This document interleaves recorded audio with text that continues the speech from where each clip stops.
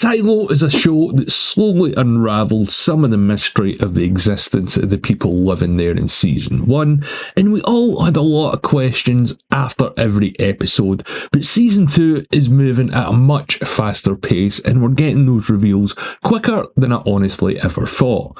Now remember, I haven't read the books, and if you have, that's absolutely great, but don't post spoilers in this comment section of the video please, and as always, I'm Al, this is the Geek in Review.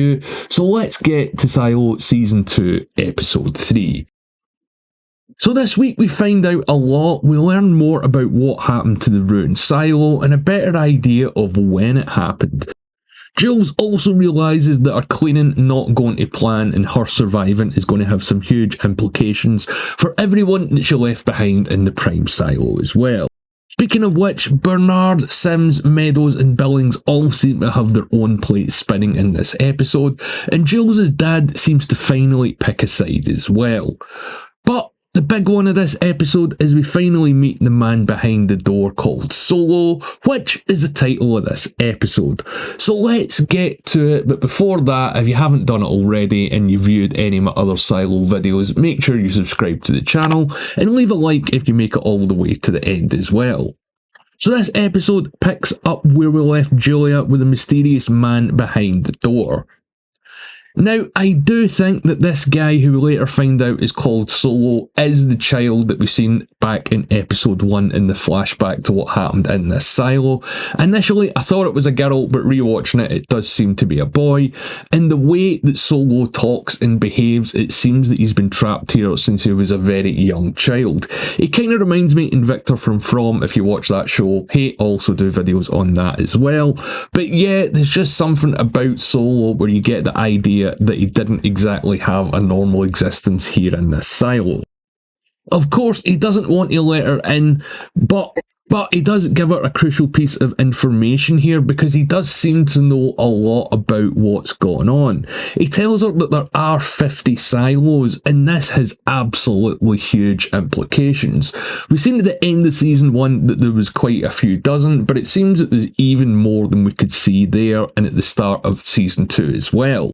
He does also seem to have some knowledge about the outside world when Juliette tries to describe what the birds in the visor vision were, but she doesn't know the name of the creatures and he has to tell her.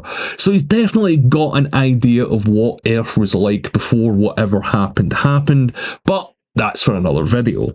He introduces himself as Solo, but that's not his name, it's one he's given himself because, as I said, he's been on his own for decades at this point. So if I am right and he was the boy all the way back in episode 1, I was wrong that the rebellion happened at the same time in the one in the prime silo 150 years ago. So I guess that kind of throws that theory out the window, but what it does prove is that there have been more than one rebellion in multiple silos. We also learn a little bit more about what happened to cause the revolt in this silo as well. Someone there called Ron was sent to clean, but he wrote lies on the wall, and that's what started the events that led to what we've seen in episode 1. Solo was placed in the vault by a man named Russell who worked in IT, and he's been there ever since guarding whatever's inside. So this is the server room that Bernard mentioned in the first season, so I wonder what's in there that Solo has to protect. Jules quickly realises that her not cleaning can also lead to something similar happening in the prime silo, so now she's got to worry about everyone she knows and not just herself. And remember from episode 2, discontent and questions are spreading, so it's a bit of a ticking clock here that she's got to get back to the prime silo to warn them and stop all this.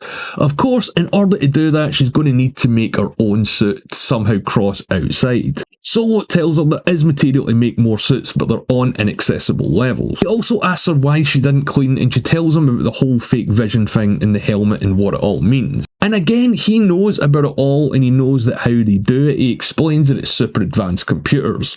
But she never did consider the consequences of what would happen in the prime silo after she left. We also find out what happened in this silo after the doors were open and we've seen all those people die or walk to their death at the start of episode 1. Some of them, at least on the inside, survived for a period of time and tried to get into the vault to get whatever Solo was guarding. Later, Solo tells her she can modify a firefighter suit, but the problem is she still needs help to build it, meaning that Solo has to leave the vault to do so. As she points out, over 10,000 lives depend on her getting back to warn them, so she forces him to come out after her, and we finally see him, and you can tell that he hasn't had contact with human beings in absolutely years. Back in the Prime silo, the Down Deepers are dealing with the fallout of the graffiti that's been appearing recently, and a boy is arrested, and you can tell that this is all going to lead to protests that are going to get ugly.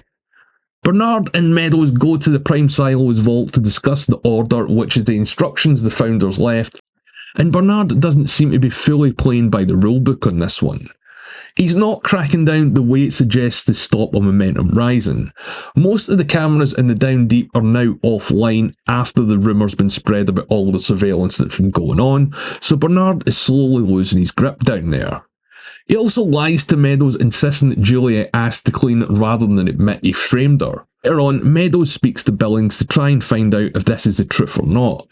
He starts to interview the raiders that were there to see if their stories match, and of course they don't, and this means without any doubt that there should have been an investigation before she was sent out to clean, and Meadows knows that Bernard isn't being on the level with what he told her as well. Billings also tells Meadows about his condition, and she's actually okay with it. Now, they don't actually know what causes the syndrome, but she thinks it's because humans aren't meant to live like this underground for so long without going outside. And I wonder if that's where they're going to leave it, or we're going to get more information on the syndrome in the other silo as well. We also see that one of Meadows' relics is a projector with a video of the outside on it, and it seems to be a collection of family holidays. Bernard is finalising the plan for Meadows to leave the silo that will involve shutting things down in the name of maintenance so she can use his survival suit to leave. She confronts him about lying while he's measuring him for the suit, and he doesn't seem that fazed about it, to be honest. So I honestly thought that Bernard was going to kill Meadows in the scene where he was measuring her for the suit, but it looks as if she's going to survive for a while. During the conversation, we also find out that the Jane Carmody video that we've seen all the way back in Season 1 is over 200 years old, so even much older than the Rebellion. One of the huge reveals in this episode is how they control people in the silo. Sims is tasked with rounding up people who know about the helmets in the video, and they start to medicate them because it turns out that they use medication to help people forget, or at least not remember. They don't exactly say how effective it is going to be at the start, but we'll later get information that the more you take, the longer you forget. So I guess this is a huge element of control within the silo, and maybe one of the reasons that Judge Meadows stopped drinking last episode. Shirley wants to free the arrested kid, and Knox tries to stop her, so maybe there's going to be more than just two sides to all this at the end of the day. Duffy on the mission from Sims escalates a big standoff by throwing a petrol bomb, resulting in judicial stepping, and Cooper, Jules' shadow that was seen in the first season, being killed as well. So blood has now been spilled publicly, and this forces Billings to go down to help deal with what's going to go on. Jules' dad meets a woman in the silo who's trying to have a baby, and he'll know, of course, if she can or not. She still hasn't had her implant removed, and later on he rigs it so that she can win the lottery that's meant to make sure that she doesn't actually have children. And that's pretty much episode 3. And my god, did we get a lot of information this week. We find out how the rebellion started in the other silo, and that Solo has been alone for a very long time. But we also find out that there were others that survived, and they wanted whatever he was protecting. So for me, that's the big question that episode 3 left off. What's in that vault? Maybe some way to communicate with these other silos, maybe a sort of section of the grand plan of whatever's going on here. I don't know. But I really hope they come back to it and they answer it, because it does seem that Juliette is going to be on her way back to her silo next week. And I think that's probably where our story is going to go for episode 4, where it's her and Solo working together to build the suit and get her back there.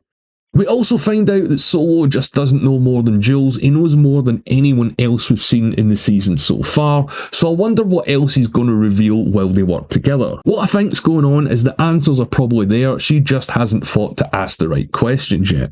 Now, as I said earlier on in the video, the bit where Bernard was measuring Meadows for the suit was very suspect. I really didn't know what he was going to do or where this was all going to go, but I did think he was going to take the opportunity to kill her. I don't see him honouring the deal that they're making, but he can't just kill her outright because how's he going to explain it and what's he going to do with the body? But whatever happens in this season, it's racing towards a violent confrontation in the Prime Silo in the Down Deep.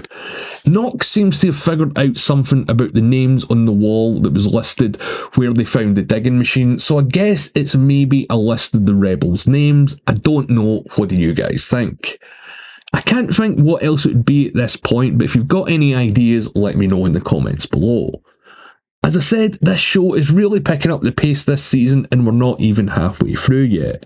Jules still has to build the suit and find a way back home to warn them, I guess, so we're going to get, as I said, most of that story next week, I think. But it's what's going to happen in the Prime Silo that's really going to be exciting for me and I think the rest of the viewers as well, because there's so much going on and so much that could happen, and I just wonder how all these stories are going to join up. We know that Juliette does get back because if you watched my trailer video, there are clips of her where you see her building the suit and then using it. But yeah, I want to know what you guys think is going to happen in the Prime Silo next week, so let me know in the comments below, or you can reach out to me on Twitter. I also want to know what you think about the big reveal about the memory drugs that were getting used as well, because that does explain a lot about the rebellion and the relics, and I've got a video coming on that, so make sure you subscribe to the channel so you don't miss it, and as always, my name's Al, thanks for watching.